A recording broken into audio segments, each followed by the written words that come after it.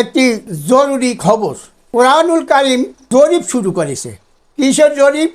জরিপ হবে ইমানি সম্পত্তি। আমাদের সম্পদ হল ইমান। এই ইমানি সম্পদ, মহাসম্পদের অধিকারী কে, তা কোরআনের আয়াতের দ্বারা যাচাই বাছাই করিয়া তারপর তাকে চিহ্নিত করা হবে।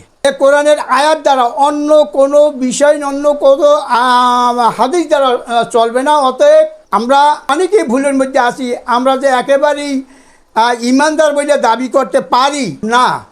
তবে আল্লাহ রাব্বুল আলামিন এখানে বলছেন যে যাহারা ভুল স্বীকার করিয়া তওবা করিয়া ইমানি শর্তগুলো মানিয়া নেয়, তাদেরকে আমি আল্লাহ তাদের সমস্ত অপরাধ ক্ষমা করে দিব।